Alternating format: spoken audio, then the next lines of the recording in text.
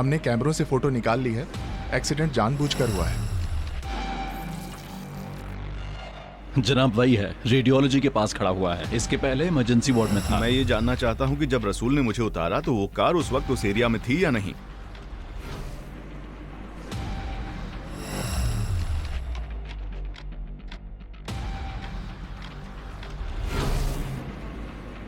सईद से कहो हमारे लिए रास्ता साफ करे। 1 मिनट रुक जाओ भाई। कैसे कार चला रहे हो? वकूफ तुम्हारा पीछा हो रहा है। मुझे धोखा देना चाहते हो?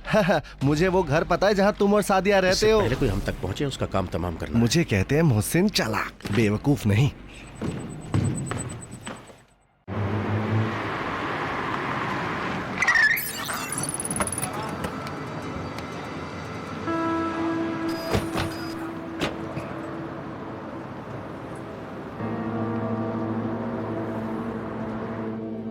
अभी हम लोकेशन पर हैं, लेकिन यहाँ बूथ पर कोई नहीं है। वो यहाँ से चला गया है।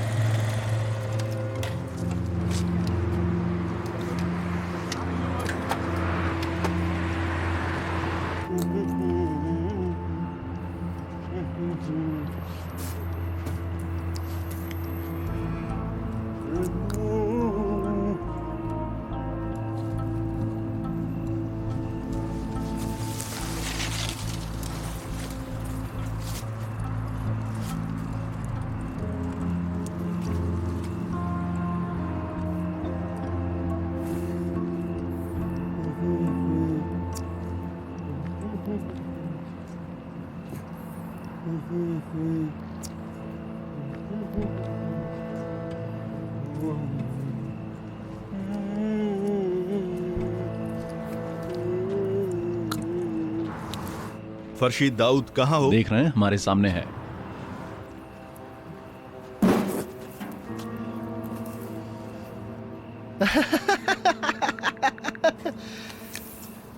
ये कैसा हुलिया बना रखा है तुमने?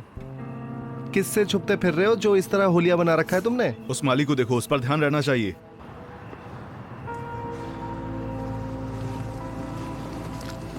अच्छे लग रहे हो इस ड्रेस में, खुशी हुई। लेकिन मुझे अच्छा नहीं लगा जो तुमने फोन काट दिया। तुम इसी लायक हो। अरे नहीं, हमारे बारे में और क्या जानते हो? मुझे सब कुछ पता है, सब कुछ। जैसे कि? देखो, सब कुछ मेरी मुट्ठी में है, जो भी तुम समझो। किस लिए जानकारी इकट्ठी की है? ऐसे ही दिनों के लिए। कोई हरज है?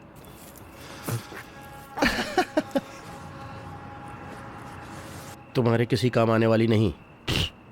लेकिन क्यों? क्योंकि कभी भी उससे फायदा नहीं उठा सकते। जाओ अपना काम देखो,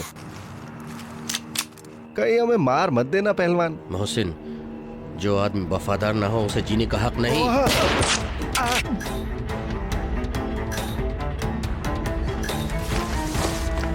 रुक जाओ, रुक जाओ, रुक जाओ, रुक जाओ।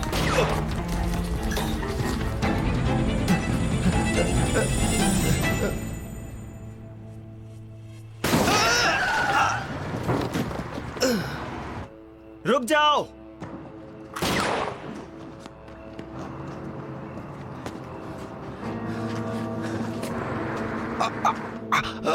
ठीक है हुआ। एम्बुलेंस बुलाओ। क्या कर रहे हो? कहाँ ध्यान है तुम्हारा? तुम ठीक हो? ठीक हो? ज्यादा हिलो मत साहब, अभी ठीक हो जाएगा साहब। दाऊद, ये हुआ क्या? गोली किसने चलाई थी? क्या हुआ? क्या किया? ये जब भागा मैंने बस जल्दी आ जाओ। एक्सीडेंट की आवाज सुनी। Emergency आ जाओ। कहाँ गया वो?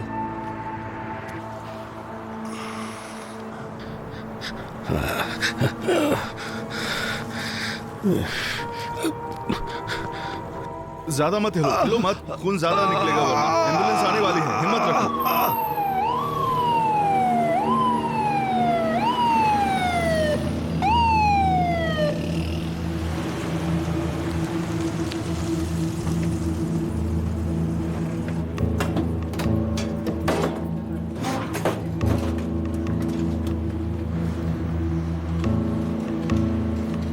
तुमने अपने मोबाइल से तो फोन नहीं किया था ना?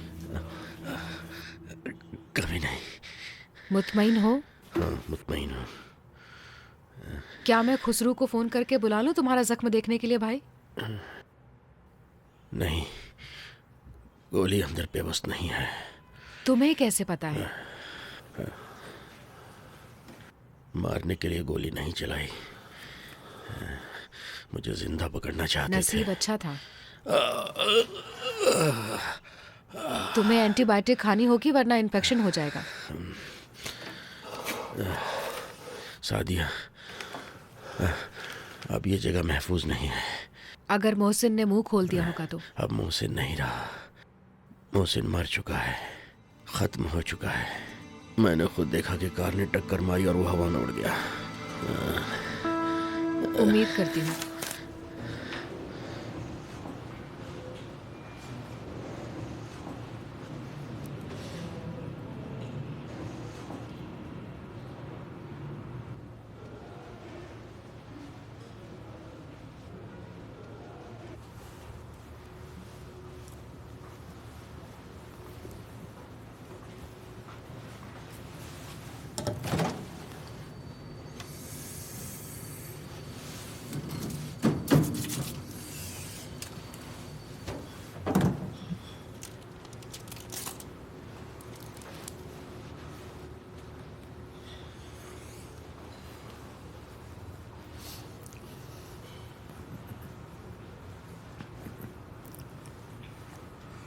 कैसा है मेरा रसूल? माफ कीजिएगा जनाब। आराम करो, आराम करो। माफी चाहता हूँ। आराम से बैठो। अभी ठीक हो? जी माफ कीजिएगा, मैंने पैर फैला रखा है। कोई बात नहीं। खुदा का शुक्र है, बहुत बेहतर है। तुम्हारे हाथ का क्या हाल है? आपका बहुत शुक्रिया। मैं ठीक हूँ जनाब। कल रात शर्मिंदा कर दिया आपने। खुशी हो रही है तुम्हें अच्छा देखकर। आपका मुखलिस हूँ जनाब, खुदा का शुक्र है। क्या है, कुछ कहना चाहते हो तुम? नहीं जनाब, कुछ नहीं। रसूल, बोलो। जनाब, अब तक मौका नहीं मिल सका था कि आपसे कहूं। दरअसल आपकी शख्सियत और हैसियत हमेशा हमारे लिए एक एहतराम का एक फासला पैदा करती है। अफसोस है मुझ पर। क्या मैंने कुछ गलत कह दिया? दूसरों का भी यही ख्याल है या सिर्फ तुम ऐसा सोचते हो? जनाब, मेरे हिसाब से सबका यही ख्याल है। अफसोस है मुझ पर अगर तुम लोग मुझे अपने से अलग समझते हो तो। जनाब, मैं गुस्ताखी का इरादा नहीं रखता था। गुस्ताखी की क्या बात है रसूल? तुमने बताकर बहुत अच्छा किया। हमें ख्याल रखना चाहिए, ध्यान रखना चाहिए कि इस कदर जिम्मेदारी और ओहदे के चक्कर में ना रहें कि दूसरों को ना देख पाए। तुमने मुझे बताकर बहुत अच्छा किया। मुखलिस हूं जनाब। जानते हो, जंग के जमाने में सरहद पर अजीब वाकयात होते थे। ऐसे वाकयात कि जिनका आज के ज़माने में सुनना भी मुश्किल है और उसका समझना और भी मुश्किल है। लेकिन कहा जाना चाहिए, चाहे उस नस्ल के लिए जिसने वो ज़माना नहीं देखा और चाहे खुद हमारे लिए, ये जानना ज़रूरी है कि कौन थे, क्या थे, हमारा मकसद क्या था, हमने कौन सा रास्ता तय किया। मुझे एक वाकया याद आ रहा है। एक जमाने में जब हम सुबह को अपने खेमों से निकलते थे तो देखते थे कि हमारे सारे जूतों पर पॉलिश हो रखी है, वो चमकते थे। कोई भी नहीं जानता था ये किसका काम है। फिर एक रात हमने फैसला किया कि बारी बारी से पहरा देंगे और उसको पकड़ेंगे। आधी रात को मेरे कानों में ब्रश चलने और पॉलिश होने की आवाज सुनाई दी, जिससे मैं जाग गया। धीरे से मैं अपने खेमे से निकला तो देखा कि एक आदमी बहुत सारे जूते लिए बैठा है और उन पर जल्दी जल्दी पॉलिश किए जा रहा है। मैं दबे कदमों उसके पास पहुंच गया। उसके आंखों में आंखें डाल दी मैंने।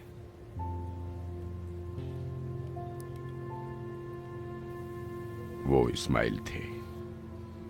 इस्माइल दकाइकी नाम था उनका। मैं हैरत ज़दा रह गया, बिल्कुल जमकर रह गया था। इस्माइल दकाइकी कमांडर थे हमारे लश्कर के, कमांडर। मैं उनसे कुछ बोल ही नहीं पाया, बस उन्हें देखता ही रहा। कुछ लम्हों के बाद जब मेरे हवास बजा हुए तो ये कहना चाहा मैंने, भले आदमी, आप एक लश्कर के कमांडर हैं, फिर आप जूतों पर।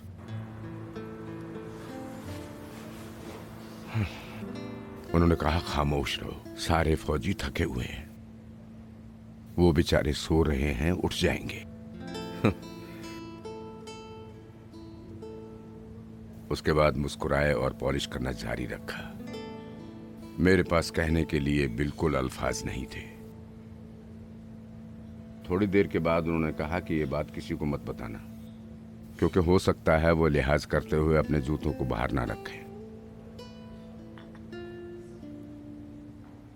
हमें ये बात नहीं भूलनी चाहिए, हम में से किसी को भी ये भूलना नहीं चाहिए। अलबत्ता तुम जैसे जवानों के होते हुए हमें पूरा इत्मीनान है।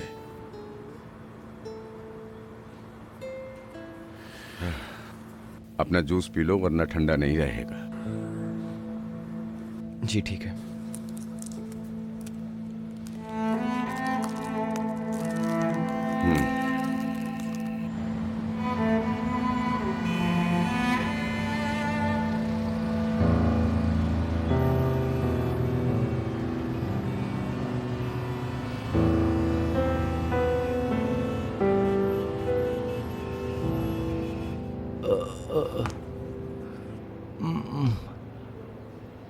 डॉक्टर साहब माफ कीजिएगा, बोलो क्या बात है? मैं कंपाउंडर हूँ। आपकी बड़ी मेहरबानी होगी अगर वो जूस का पैकेट आप मुझे उठा दे। मैं जरा नहीं, कल अभी नहीं आता ले कर सकते। लूं। वो दूसरा वाला फिलहाल कुछ घंटों तक कुछ नहीं, ठीक है? सादा पानी भी नहीं? क्या? सादा पानी। तुम जाओ।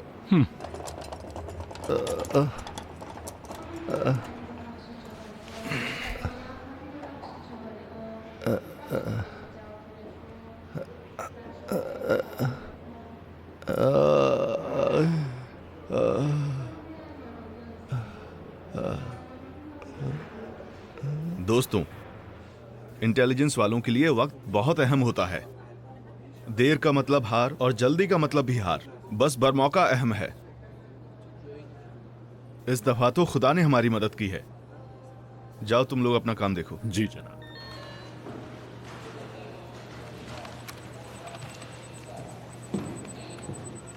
अली, अब तुम बताओ तुमने क्या ढूंढा था?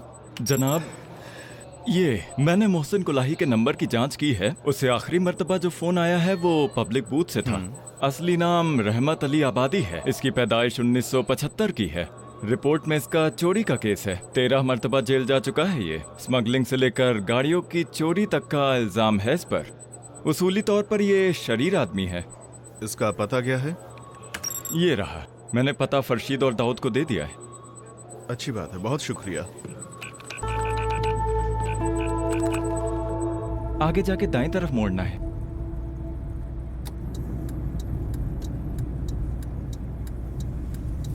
फिर से हमसे कोई गलती ना हो जाए, बहुत ध्यान देना होगा हमें। पकड़ लेंगे, फिक्र मत करो तुम। जल्दी करो साइद, कुछ छोड़ना मत यहाँ पर, जल्दी करो।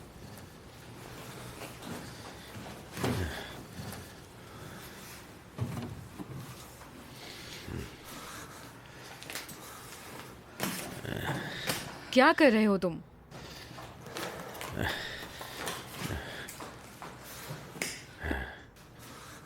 जब मैं मोहसिन से मिला था तो यही कपड़े पहने हुए था। इसे जलाना होगा। रसूल की तबीयत कैसी है? रसूल ठीक है, अली को वहाँ मदद के लिए छोड़ आया हूँ। इस केस को जल्दी निपटाओ ताकि हम अपने असली केस पर तवज्जो दे सकें। जनाब, हम अभी भी अपने केस पर तवज्जो दिए हुए हैं, जैसे कि सईद अभी मूसापुर पर काम कर रहा है। और वो मीना नेकपुर का मसला? वो केस ऑफिसर महमूदी के हवाले कर दिया है। अच्छा है। जनाब, जरा इसे भी देख लीजिए। वॉल्टर विनकिंसन है, जो MI6 में अशरफी का लीडर है। हमें मोहम्मद अली मूसापुर के साथ इसका कोई कांटेक्ट नहीं मिला है, लेकिन एक जरूरी बात यह है जनाब कि अशरफी ने 2 साल के दौरान 3 मरतबा अमेरिका का दौरा किया है और तीनों मरतबा इन्होंने वियना के साचिन होटल में अपना कयाम किया है। मैंने अपने आदमियों से कहा कि उस होटल में रुकने वाले तमाम मुसाफिरों की लिस्ट निकालें और लिस्ट में हमें यह पता चला कि उन्हीं रातों में वॉल्टर विनकिंसन भी वहीं ठहरा था। मैं अशरफी के साथ विनकिंसन के राबते को तो जानता था। इसमें बात क्या है? जनाब, अहम बात यह है कि इन तीनों ही मौकों पर मोहम्मद अली मूसापुर भी अपने लंदन के सफर के दौरान इसी साचिन होटल में 3 से 5 दिन तक ठहरा करता था। यही बात काबिल गौर है। तो इस हिसाब से मूसापुर और अशरफी का गाइड लीडर यही विनकिंसन है। कवी तरीन एहतिमाल तो यही है जनाब।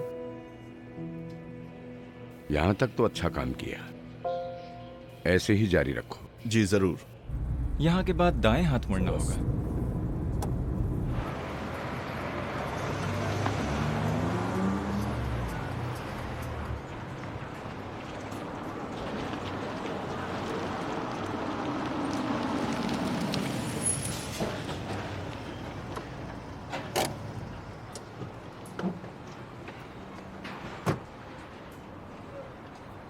कैसे हैं भाई आप? सलाम यहाँ पे बेटे। कोई रहमत नाम का आदमी है? रहमत चक्कुश की बात कर रहे हैं? रहमत अली आबादी। अच्छा, वो हमारे वाले रहमत, वो वहाँ पर है। वहाँ पे? हाँ। तुम यहीं रुको, मैं उसके पास जाता हूँ। ठीक है।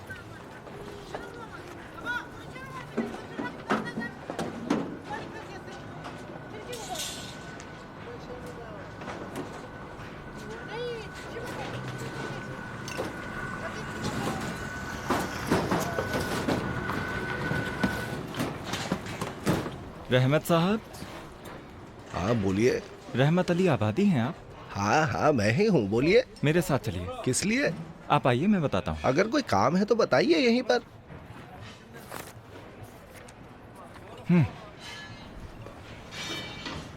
ठीक है, बोलिए। चलिए।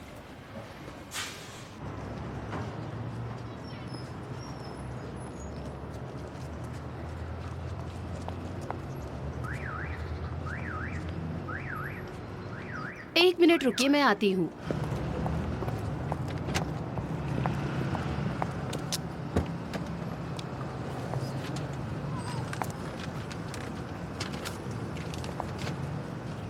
वो अपनी कार में नहीं बैठी?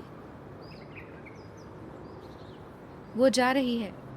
12:40 पर मीना नेकपुर अपने ऑफिस से बाहर निकली। वो अपने कार में नहीं बैठी, टैक्सी लेकर गई। चलो।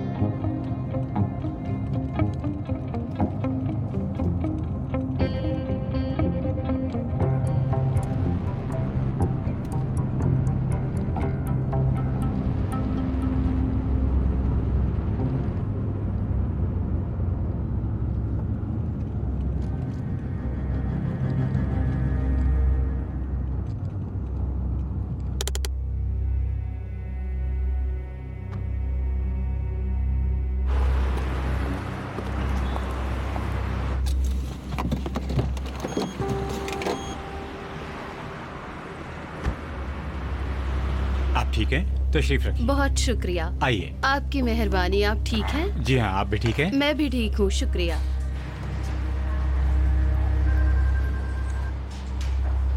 Token number 358, counter number 4। माफ कीजिएगा, मैं जरा देर में आई। कोई बात नहीं। अली भाई 2 चाय लेकर आओ।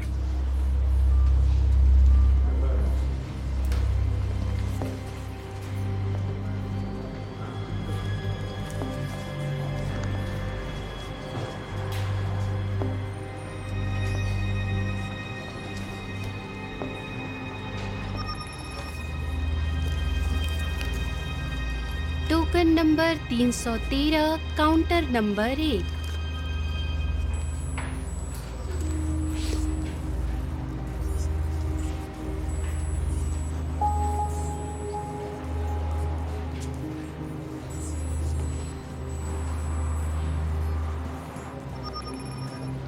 जो पेपर्स आपने मांगे थे मैं तैयार करके लाई हूँ। डॉक्टर साहब ने आपको सलाम बोला है।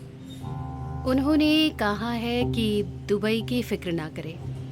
बहुत ज़्यादा इम्कान है कि इस महीने के आखिर तक आपको ऑर्डर मिल जाएगा। इसी महीने के आखिर में? जी हाँ। वाकई में? जी बिल्कुल। मैं डॉक्टर साहब का कैसे शुक्रिया अदा कर सकता हूँ? उनके ऑफिस में फ़ोन कर लूँ? 1 मिनट रुकिए।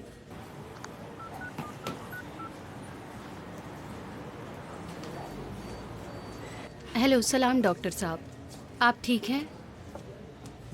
जी हाँ, मैं अभी बैंक में हूँ। जी जी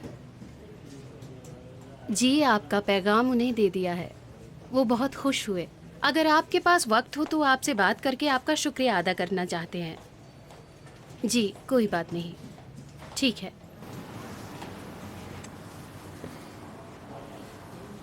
मैं सलाम अर्ज़ करता हूँ डॉक्टर साहब की खिदमत में। मैं वाकई बयान नहीं कर सकता कि कैसे आपका शुक्रिया अदा करूँ। मैं 3 साल से अपना ट्रांसफ़र दुबई करवाने की कोशिश कर रहा हूँ, लेकिन क्योंकि मेरी हिमायत करने वाला कोई नहीं था इसलिए नतीजा नहीं निकल सका। जी जी, बस आपकी आवाज़ सुनने का मौका मिल गया, यही मेरे लिए एजाज़ है। जी, आप साहिब अख्तियार हैं, ये मेरा फ़र्ज़ है। आप फिक्र ना करें, अपनी जिम्मेदारी पर मैं आज ही काम कर दूंगा। सेंट्रल बैंक का जवाब आने के बाद मैं फ़ाइल में लगा दूंगा। ठीक है, आप इत्मीनान रखें। एक बार फिर मैं आपकी ज़हमतों का शुक्रिया अदा करना चाहता हूं जो आपने मेरे लिए उठाई। मुझे बड़ी खुशी हुई। रोज़ बखैर हो। शुक्रिया। खुदा हाफिज़। शुक्रिया आपका, बहुत मेहरबानी की। कोई बात नहीं, मेहरबानी करके आप यहाँ दस्तखत कर दीजिए और इसके बाद वाले सफ़े पर। जी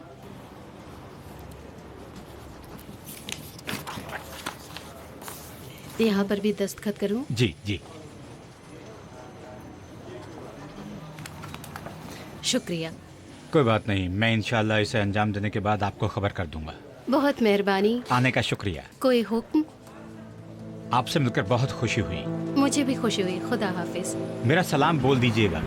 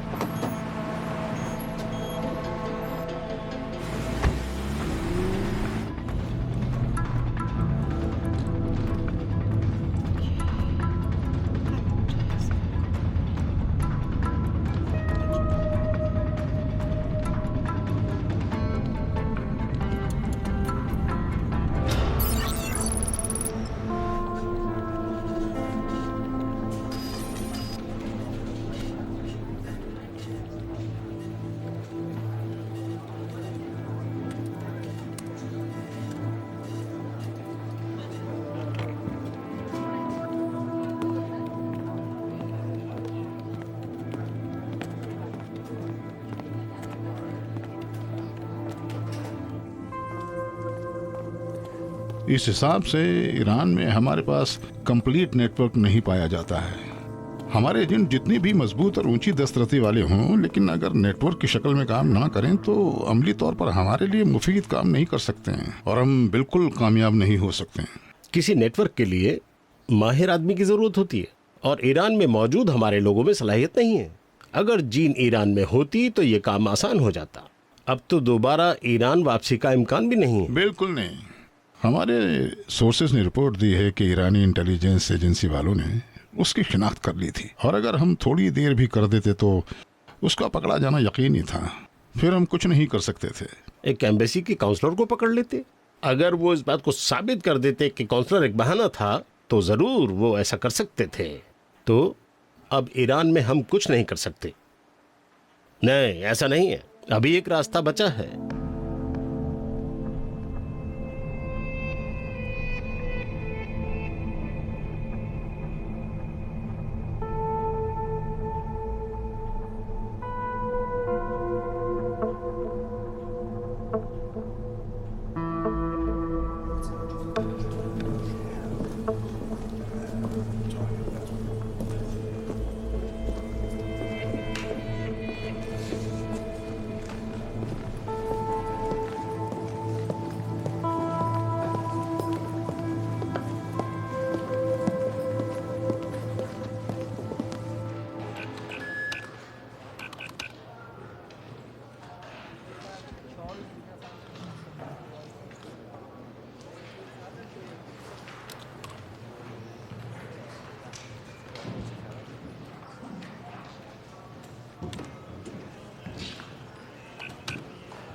ये कुर्सी किसी के साथ वफा नहीं करती, वो भी अगर छीनी गई हो। वाह वाह भाई रसूल, ठीक हो? हाँ, खुदा का शुक्र है, बेहतर हूँ। तुम काम पर क्यों आ गए? घर बैठकर आराम करना चाहिए था, तुम्हारा तो एक्सीडेंट हुआ था। बात करते हो, मेरा काम बहुत हसास है। मैं दूसरों की तरह नहीं हूँ कि ऑफिस में आकर देखूं कि किसी जगह खाली है और लपक कर बैठ जाऊंगा। मैं बहुत अहम आदमी हूँ। ध्यान दो, ध्यान देना बहुत अच्छी बात है। मैं यूं ही घर में बेकार नहीं बैठ सकता। सलाम मोहम्मद साहब। देखो, ये हरबा पुराना है। खुद मोहम्मद साहब ने फोन करके बोला, रसूल तुम्हारे बगैर दफ्तर का काम उलझ जाएगा। दफ्तर की देखभाल में तुम्हारी जरूरत है, जितना जल्दी हो सके दफ्तर पहुंचो। और मैं यहाँ चला आया। सलाम उस्ताद रसूल। सलाम जनाब। अरे तुम बैठो, तुम खड़े क्यों? सलाम बैठो। जनाब। क्या मैंने ये बात कही उस्ताद रसूल? नहीं जनाब। नहीं ना, ठीक है, जाओ जगह खाली करो। इस कुर्सी ने किसी के साथ वफा नहीं की है। जाओ अपने दफ्तर में जाओ, वहाँ बहुत काम है। जनाब मैं वही तो कह रहा था, कुर्सी का क्या भरोसा, ही तो किसी के साथ भी वफा नहीं करती। जाओ, दुनिया का वक्त बर्बाद मत करो। ये तुम्हारा चश्मा है, अपने पैर का ध्यान रखना। जी।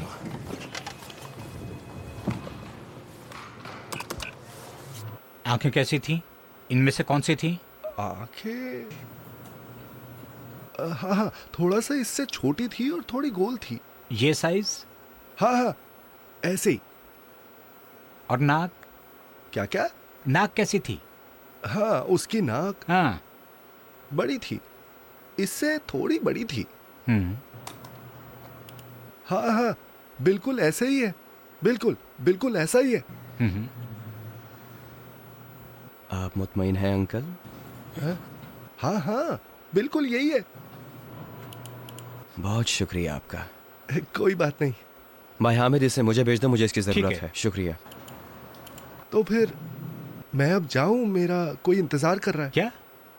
क्या सुना नहीं? मुझे बुलाया है वहां पर। आपके लिए नहीं, इस तस्वीर के लिए कहा है। आपकी कोई जरूरत नहीं है। ठीक है, मैं अपने गैरेज जा रहा हूँ, मुझे बहुत काम है। बैठिए अंकल, अभी बैठिए। नहीं ना, अब आप जिद ना करें, आपको जहमत नहीं दूंगा, इजाजत दे। कहाँ चले अंकल? बैठिए, अभी अभी काम पूरा नहीं हुआ है। बैठ जाइए, बैठिए, तशरीफ रखिए।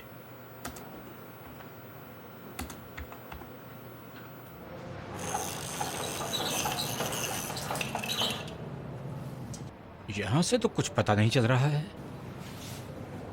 मैं नीचे नहीं जा सकता हूं, अभी ड्यूटी पर हूं मैं। नहीं नहीं, बिल्कुल नहीं हो सकता। यह अभी होश में नहीं है। मुझसे कहा गया है कि मैं इसे छोड़कर ना जाऊं। परेशान ना करो, मैं अभी जाकर सीढ़ियों से देखता हूं कि वो है या नहीं।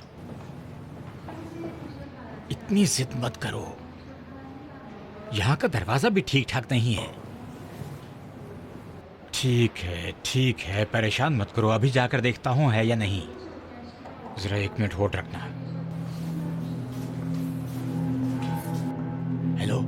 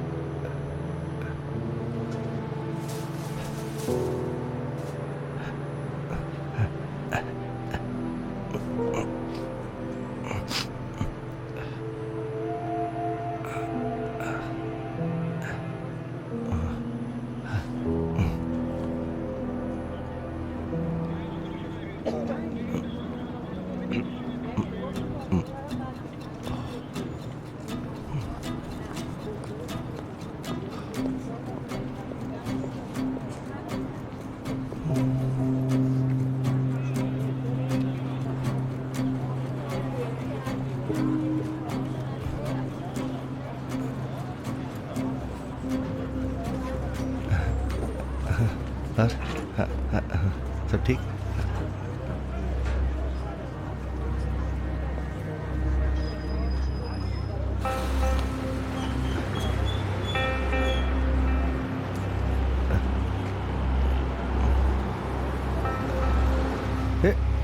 रुको रुको,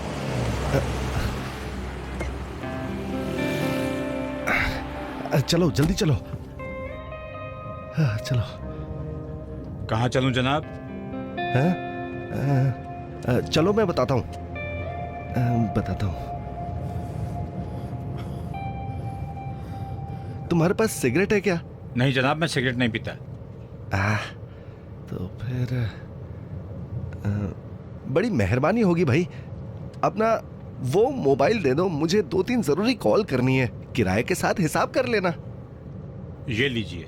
बहुत मेहरबानी, बहुत भले आदमी हो। काश सभी ड्राइवर आप जैसे होते, दुनिया गुलिस्तान बन जाती। माफ करना।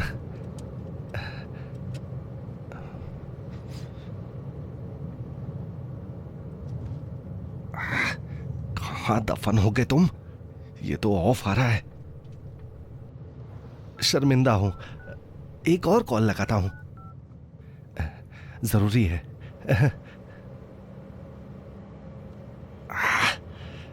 क्या क्या मुसीबत है, दोनों ही ऑफ आ रहे हैं, बंद है दोनों।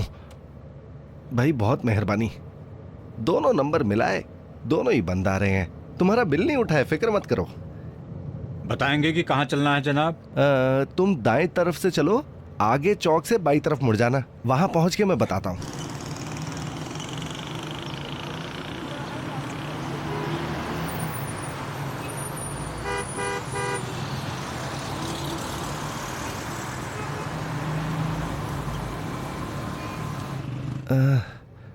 दो दिन हुए एक्सीडेंट हुए, सर दर्द कर रहा है।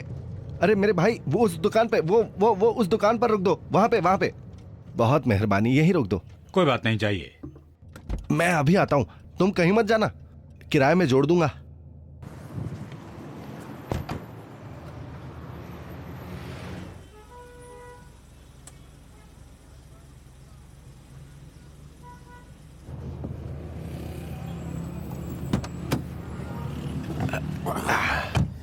बहुत बहुत शुक्रिया।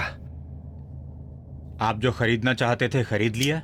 तुमसे इसका मतलब नहीं है, यानी हाँ, अच्छा माल मिला है। कुछ पता चला कि कहाँ जाना है जनाब? ओह भाई, मेरी समझ में नहीं आ रहा तुम कितने सवाल करते हो हैं? चलते रहो, बताऊंगा ना। अब सीधे लो।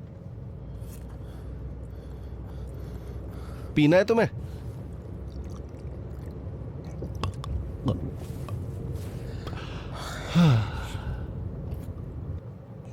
यहां से दाएं मुड़ो, फिर बताता हूं कहां चलना है।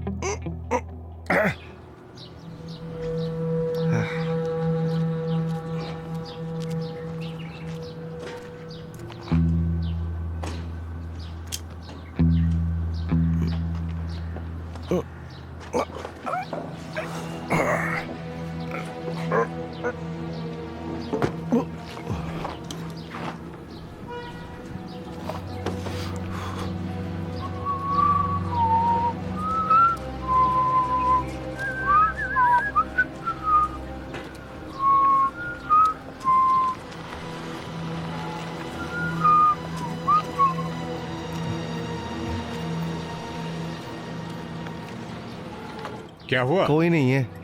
अब क्या करें? क्या मतलब कि क्या करें? तुम्हारा मतलब क्या है? अब रुकना पड़ेगा ना। यहीं पर? हाँ, यहीं पर, उनके आने तक रुकना पड़ेगा ना। मेरा बहुत वक्त बर्बाद कर दिया। तुम्हारा किराया दे दूंगा। देना ही होगा। अरे नहीं,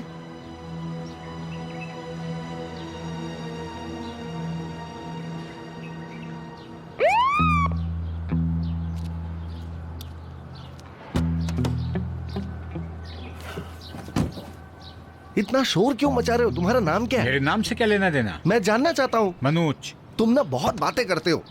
अरे अरे, ये क्या हो रहा है? ये रिजर्व टैक्सी है मेरी। ना हो, साथ चलते हैं। अरे क्या बात कर रहे हो? ये रिजर्व्ड है। अरे ये हुसैन कौन है? ये कैसी बात करते हो? ये तो मनोज है। अब रुकना ठीक नहीं है। ठीक है दाऊद। मैं तो अभी अस्पताल से डिस्चार्ज होकर आया हूँ, अभी भी चक्कर आ रहे हैं, मैं अभी भी ठीक नहीं हुआ हूँ। वो जूस जो लाए थे कहाँ है? उन्हीं में से एक पी लो। अरे तो ये सब प्लानिंग थी।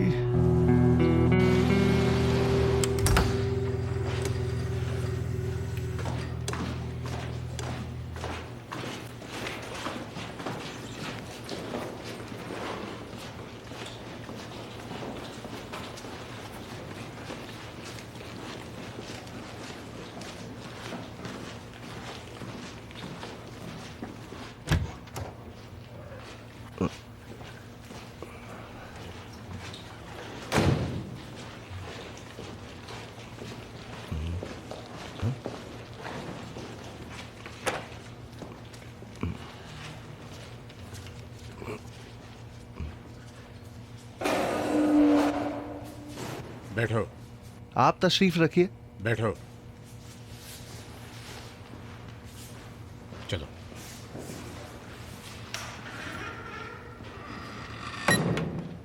इन्वेस्टिगेशन की पहली कार्रवाई है। इस कार्रवाई को कैमरे के जरिए रिकॉर्ड किया जा रहा है। आपकी हर बात और हर हरकत को रिकॉर्ड किया जाएगा और जरूरत पड़ने पर अदालत में पेश किया जा सकता है, जिसको सबूत माना जाएगा। आप मेरी बात समझ गए या फिर मैं इसको दोहराऊं? जी, अच्छे से समझ गया। अच्छी बात है। आप अपना तारुफ कराएं। देखिए कैप्टन साहब, जिसे आप ढूंढ रहे हैं उसका नाम साइद है, वही जो मुझे मारना चाहता था। कितना गलत ख्याल था उसका। वो औरत जो उसके साथ रहती है उसका नाम सादिया है। जहां से आपने मुझे पकड़ा है वही उसका घर है। आप सिर्फ मेरे सवालों का जवाब दें। नाम मोहसिन है, मोहसिन कुलाही। अलबत्ता लोग मुझे बेकार वाला मोहसिन कहते हैं। जहां से आपने मुझे पकड़ा है वो उनका घर है। दोहरा रहा हूं, आप सिर्फ उन्हीं बातों का जवाब दें जो मैं पूछूं। कैप्टन साहब, आप मेरी बात क्यों नहीं समझ रहे? हाँ, मैं आपसे कह रहा हूं जिस गलत आदमी को आप ढूंढ रहे हैं उसका नाम साइद है और जिस जगह से मुझे पकड़ा है वो उसका घर है। सादिया और साइद एक साथ रहते हैं। जाइए उन्हें पकड़ लीजिए ना। हाँ? अगर आप उनका घर नहीं जानते तो मेरे साथ चलिए। आप बाहर खड़े रहिएगा, मैं अंदर जाऊंगा और उनको पकड़कर आपके सामने लेकर चला आऊंगा और उनके हाथ में हथकड़ी लगाकर आपके सामने पेश कर दूंगा। ठीक है? तुम्हारा मतलब इस आदमी से? हाँ कैप्टन साहब, यही है। यही वो कमीना है। बस मेरे ख्याल में उसकी आंखें इस तरह से हैं। इसी के घर तुम गए थे चाकू लेके मारने?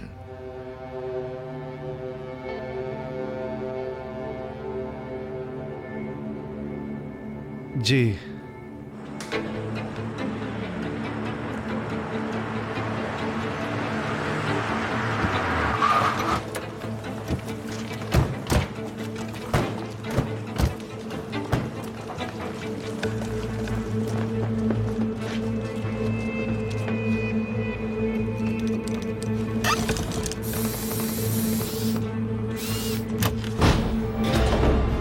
वाकई में ये सवाल है कि ईरानी जिम्मेदारों की फैमिली वाले अमेरिका या इंग्लैंड में स्टडी करने या जिंदगी गुजारने के लिए क्यों जाएं?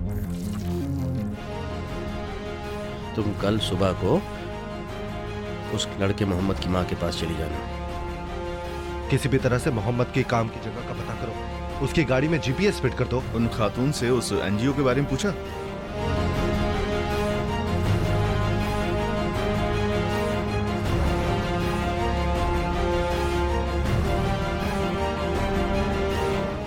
ईरान में डबल नेशनैलिटी वाले जिम्मेदारों का असल में क्या काम है? आप तो अच्छी तरह से ये बात जानते हैं कि ये बरतानवी जासूसी के मामले में किसी भी खयानत से गुरेज नहीं करते।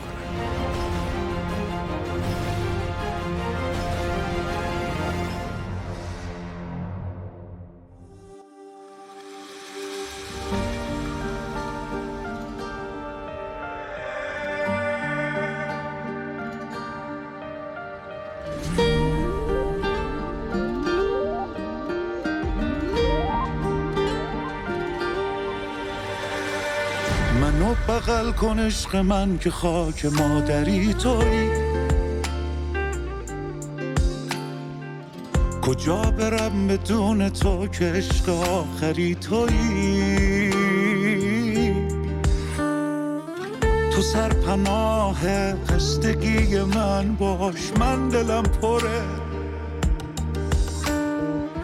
یه وقت آدم از دوست و دشمن زخم میخوره. عشق به خاکت فرقی با مادر نداره. خاک یه آتیشه که خاکستر نداره. شکوهایی نذاشتن رو سر این خونه خاکستر بباره.